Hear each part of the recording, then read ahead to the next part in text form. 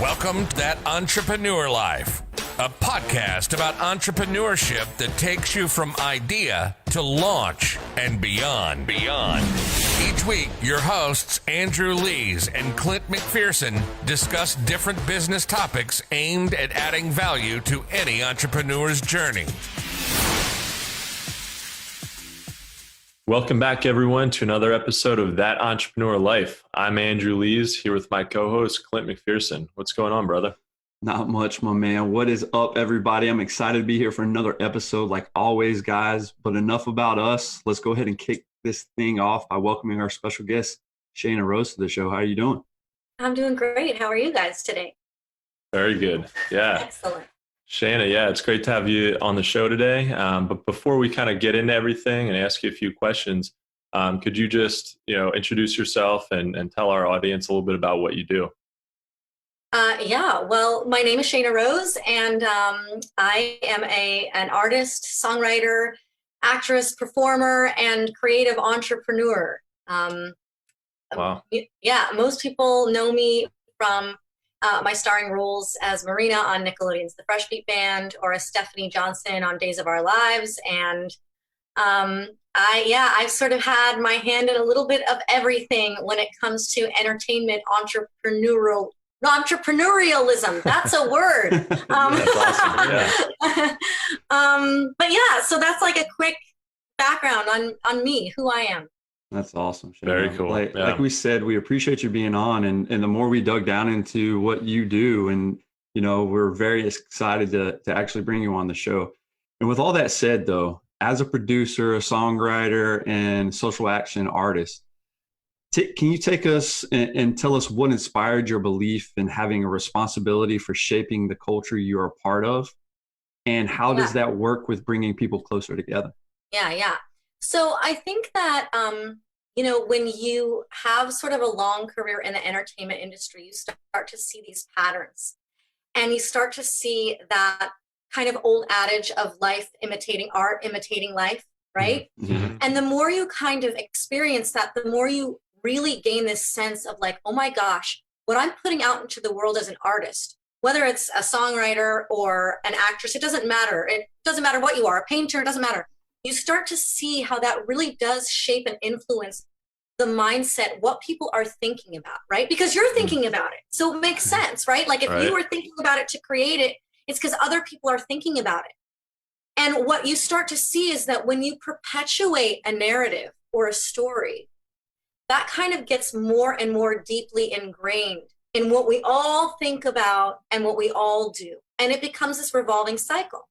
So as an artist, you kind of, at least for me, I started to wake up and think more deeply and realize like, gosh, if I start to change the stories, I'm going to start changing what people are thinking about.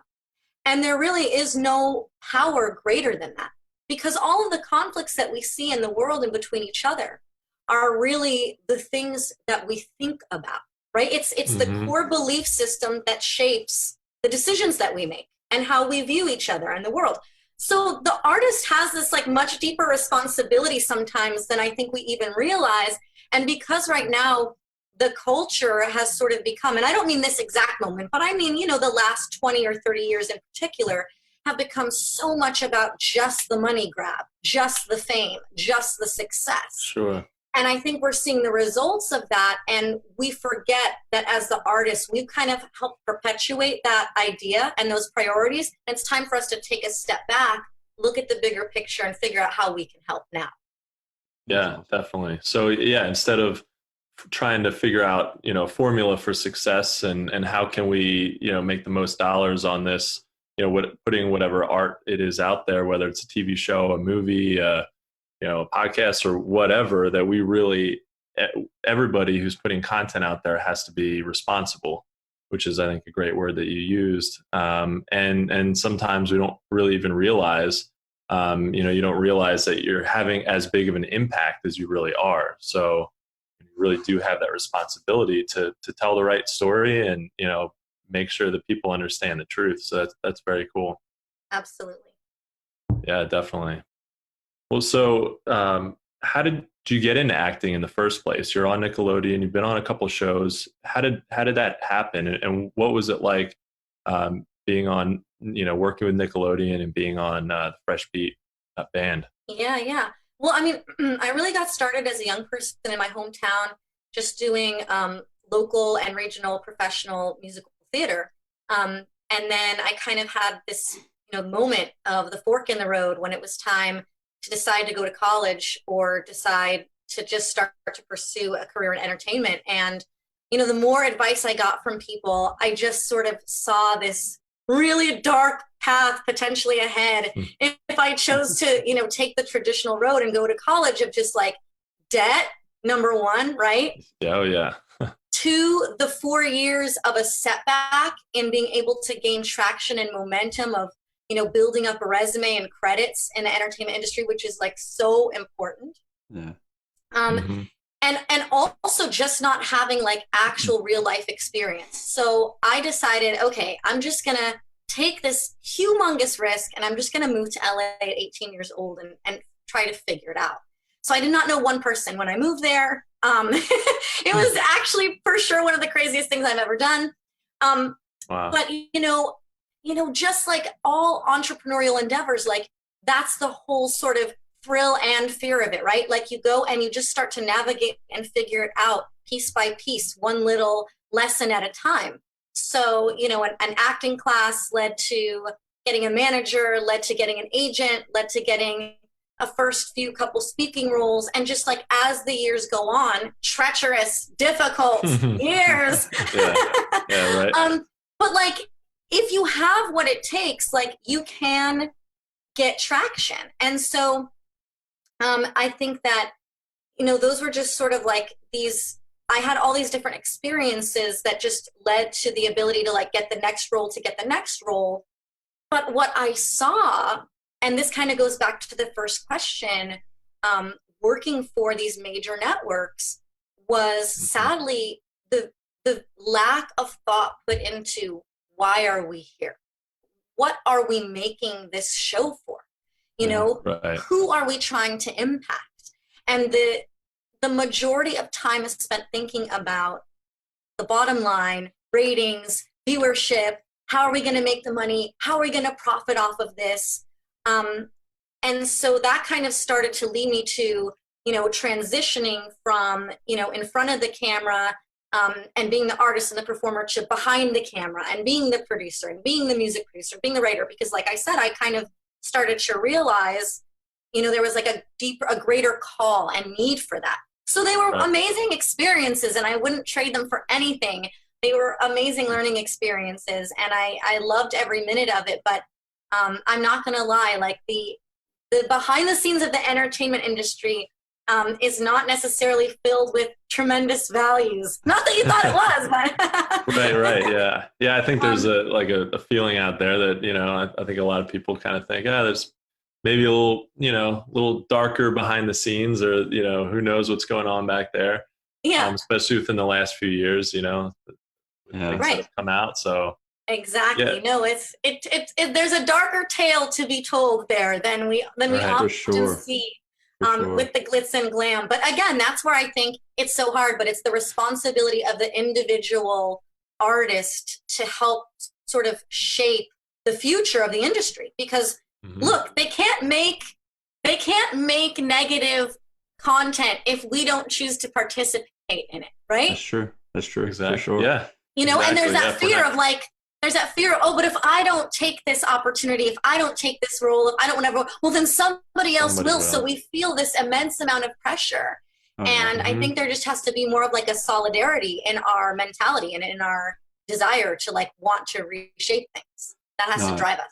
No, I love what you said because you can relate everything that you said to entrepreneurship, right? Because that's basically what you did. You took a risk too, the moving out to LA, not knowing exactly how everything was going to transpire, come together. But the same thing is taking that risk as an entrepreneur for moving forward.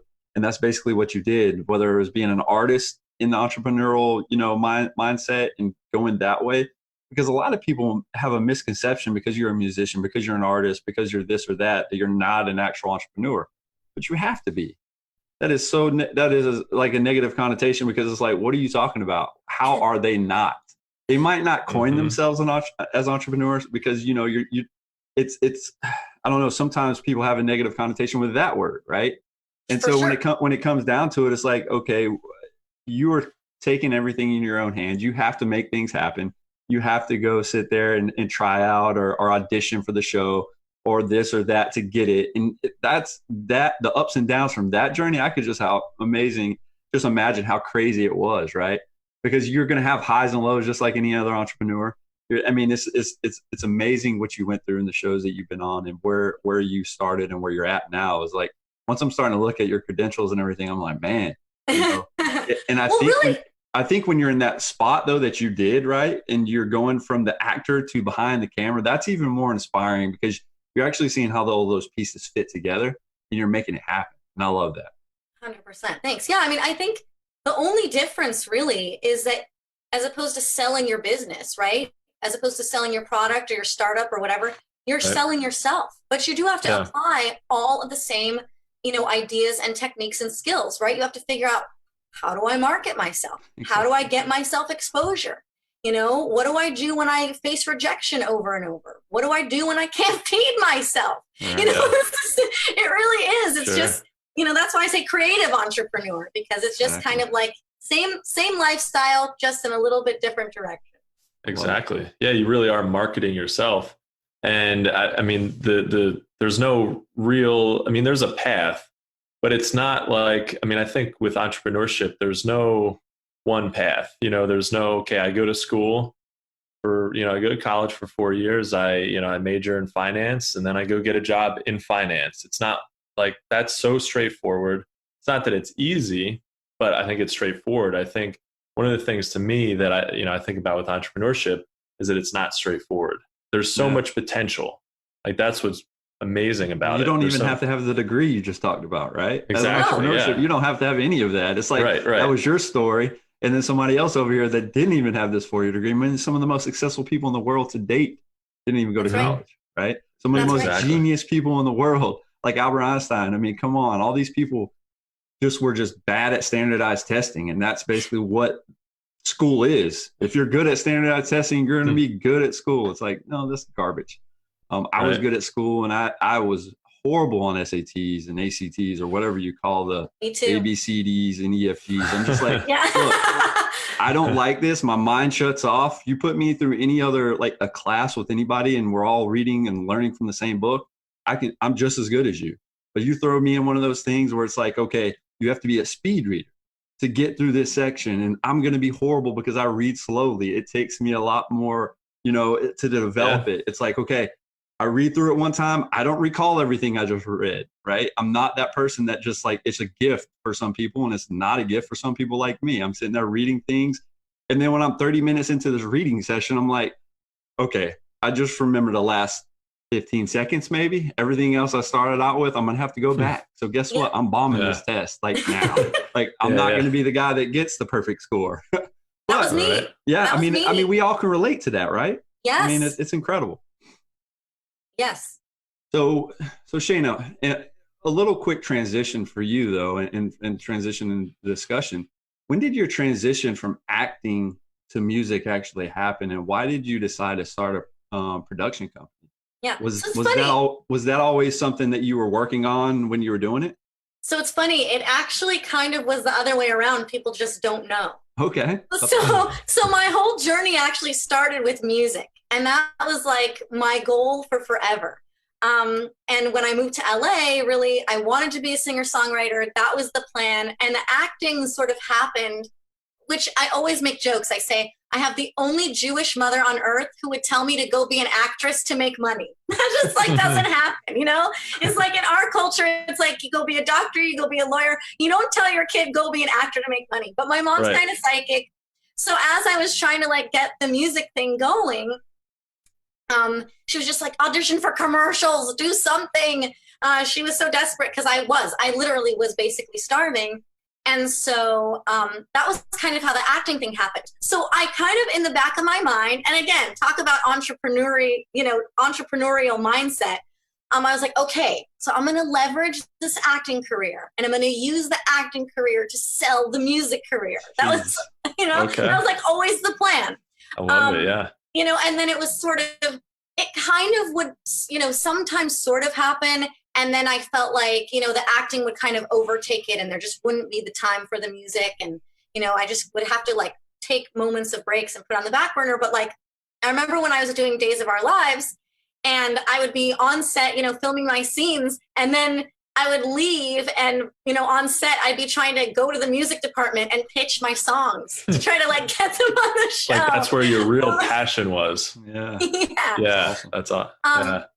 So that was even sort of like how and why the Fresh Beat Band happened, because the Fresh Beat Band was a music show, and obviously I had seen a lot of other young people come from Disney or Nickelodeon shows and kind of be able to use that as a springboard for their music careers.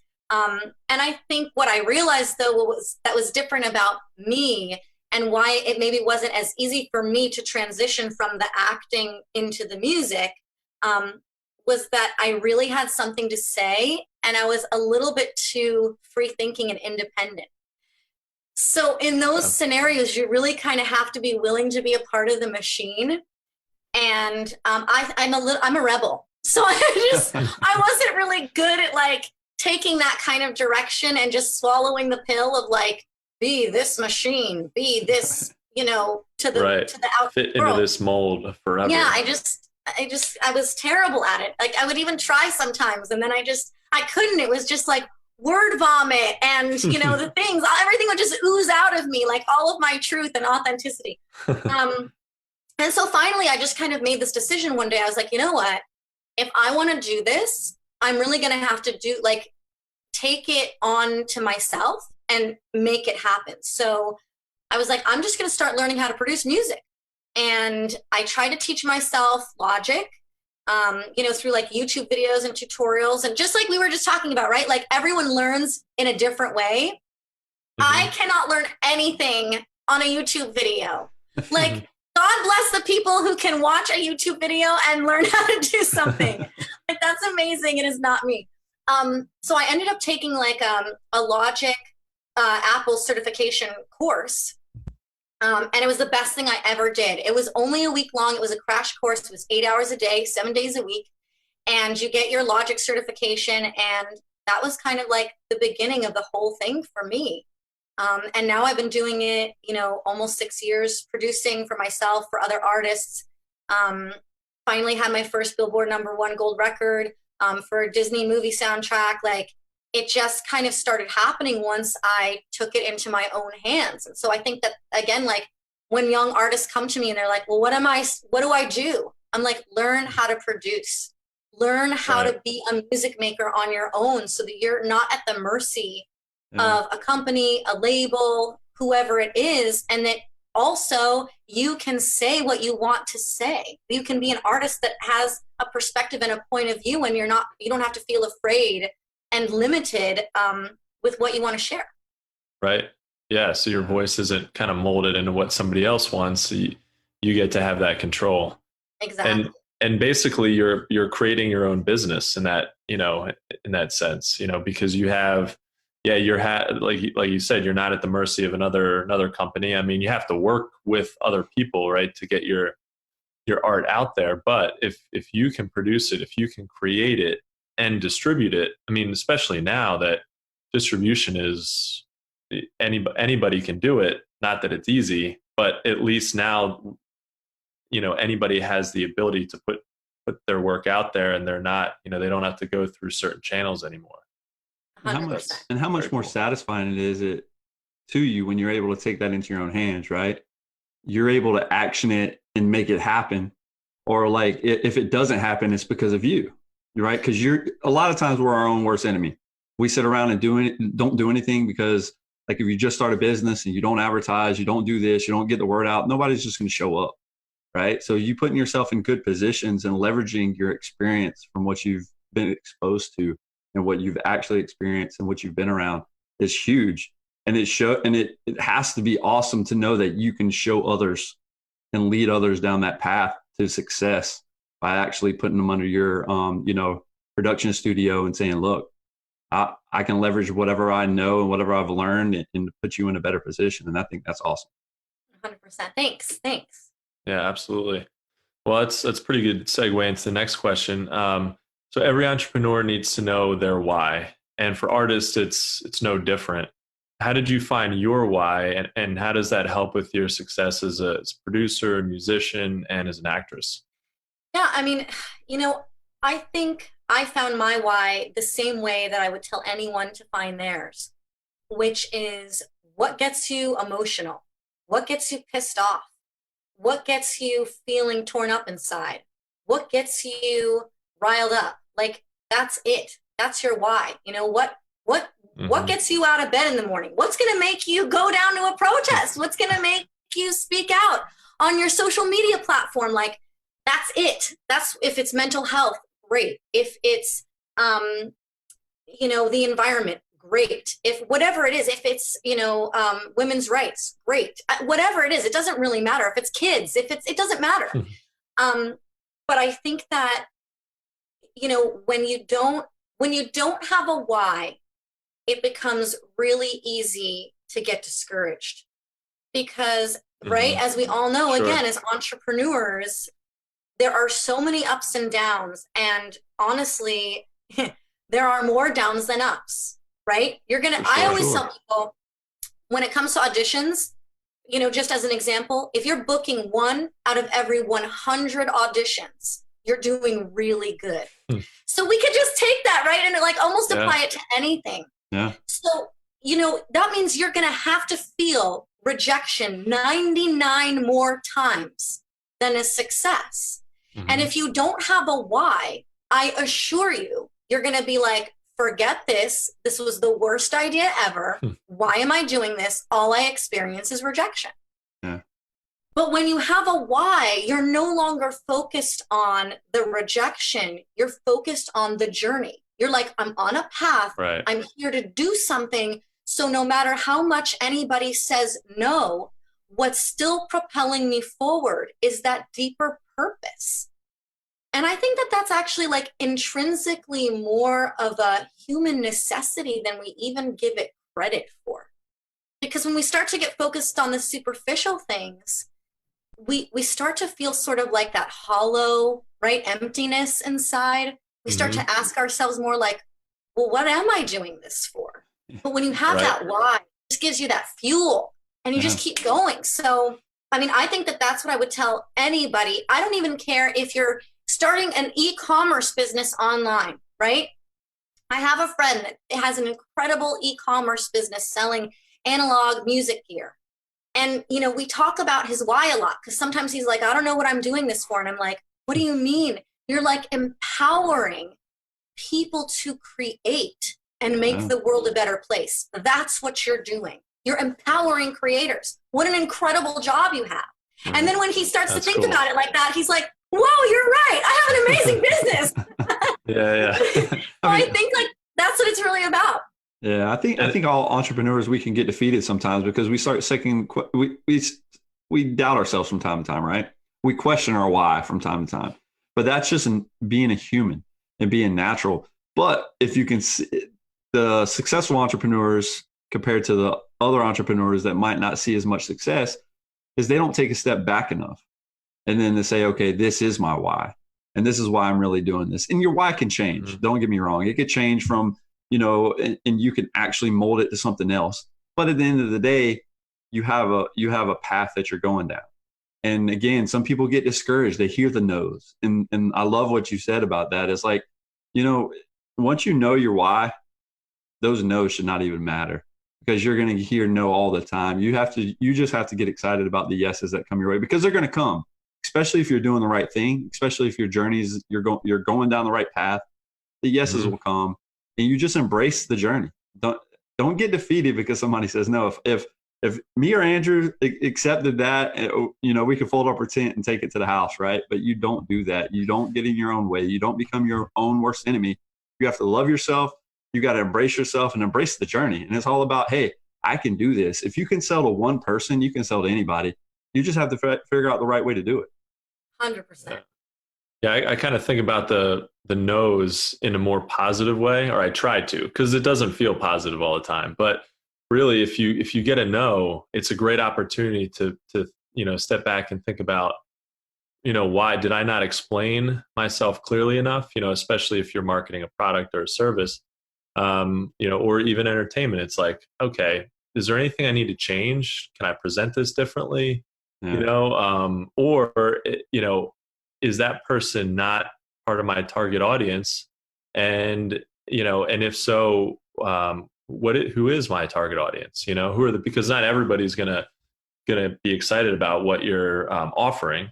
So I think it just helps to really, if everybody said yes, I mean, that'd be great. But at the same time, you'd never have any perspective, any different perspective on, and you'd always think that your ego would be so huge it'd be that you're like, massive. I'd never fail. And I mean, I look at no's as a failure to some extent, right? You have to fail somewhere along the line. So it's like, hey, am I not selling stuff? If all you're hearing is no's, you have to change and adjust something. I'm not saying, hear no's and just be like, still have the smile on your face forever and keep going forward, because the definition of insanity, right, is doing the same thing over and over, expecting different results.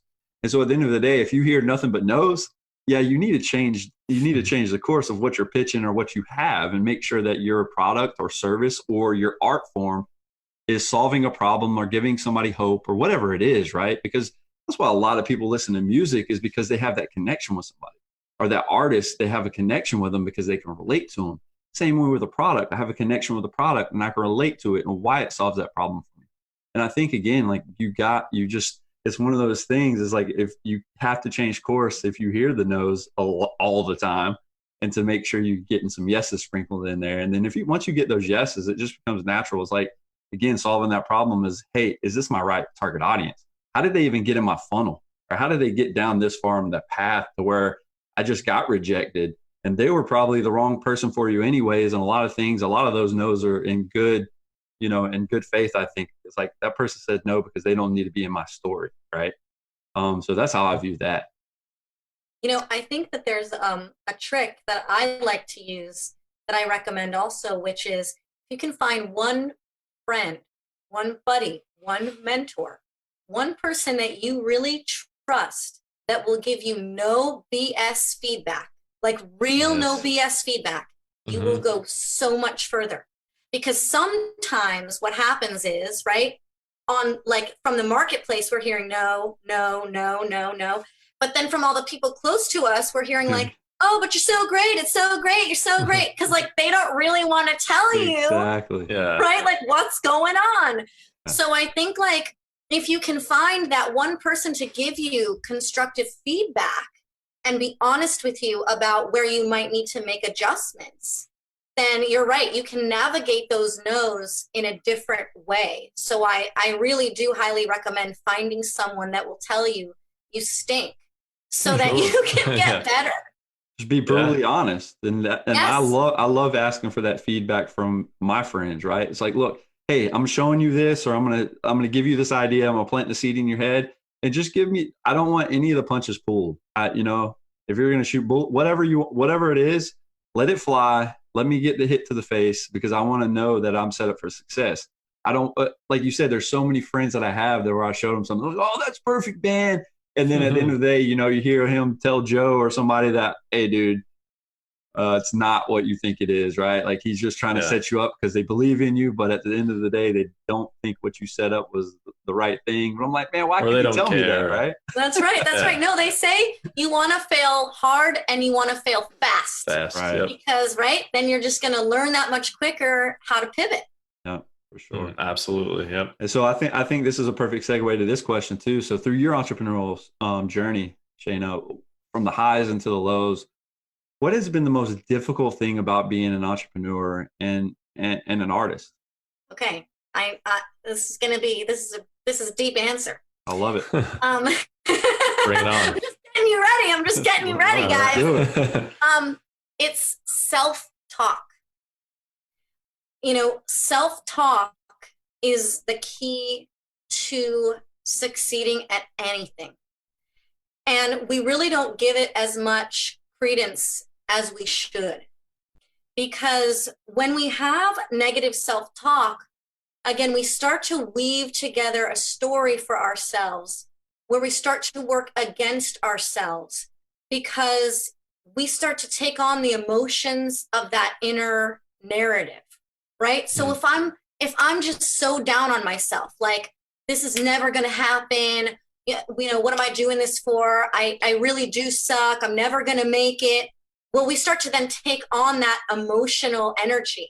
And then when we go out to sell, when we go out to pitch, we start to present that emotional energy almost subconsciously, right? Mm-hmm.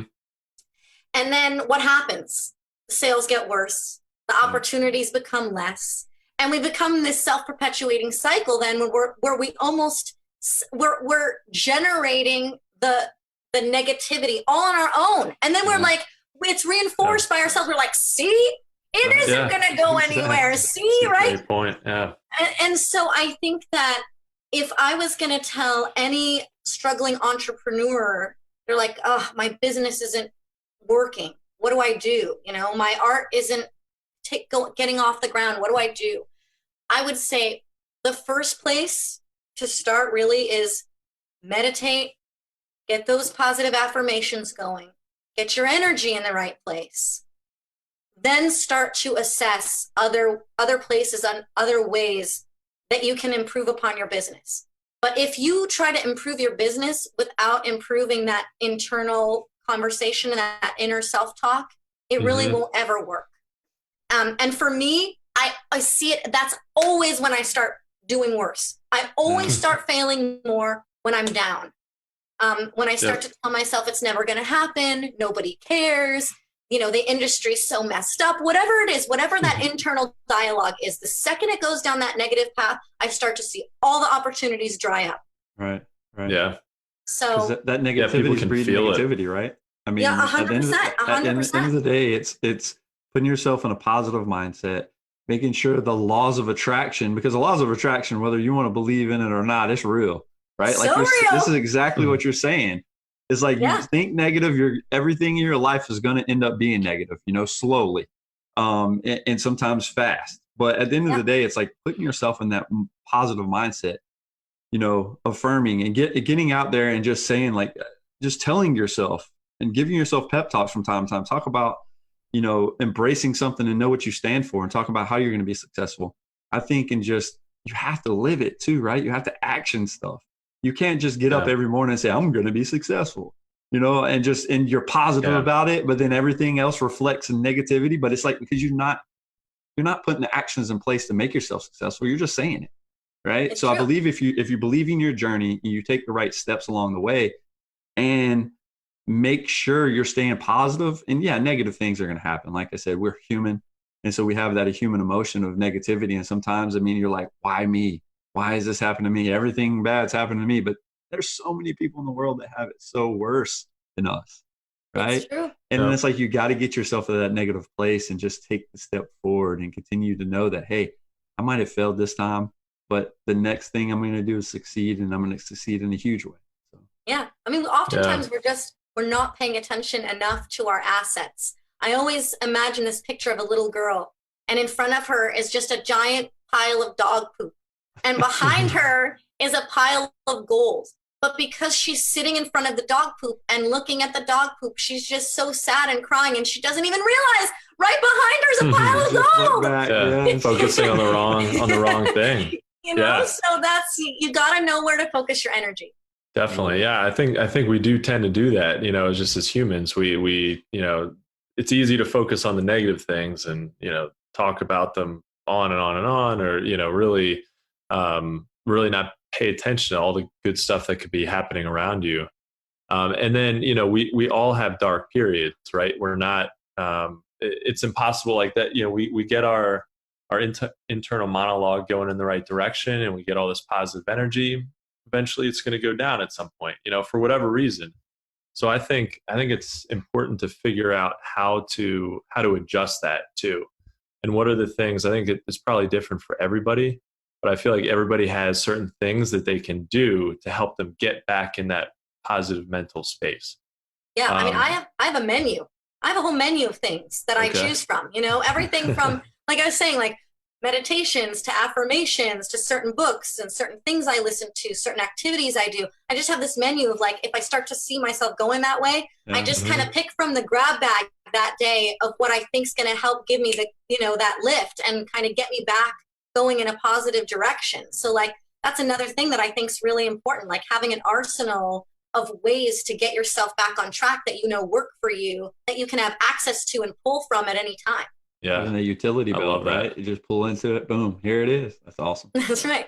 I love that. Yeah. Yeah. And it changes. I mean, sometimes it could be like, for me, it'll be just pushing through something, like getting something done, even if it's like, I don't know, maybe I need to go clean something and just get, accomplish a task.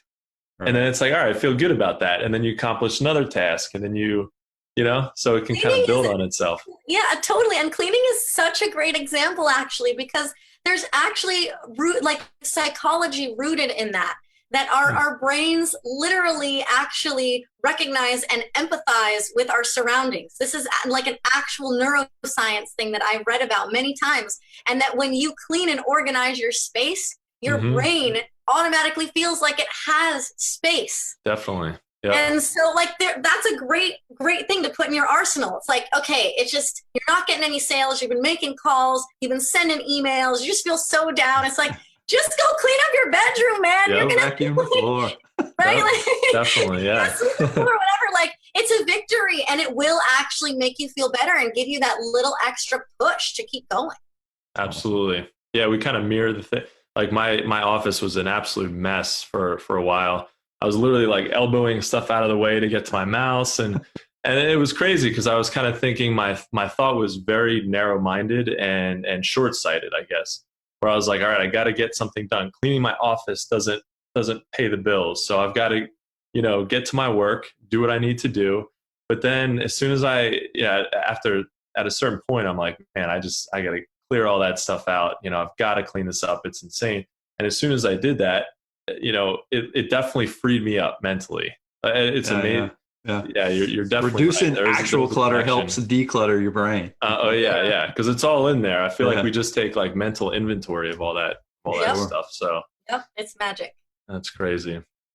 Well, Shayna, as we wrap up this episode, what is one piece of advice you think you could give to our audience to help them on their entrepreneurial journey? I mean, we just talked about improving that inner monologue and making sure you're positive, but is there, so I'm sure that would be a big thing, but is there anything else that, you think is at the top of your list for, a piece of advice?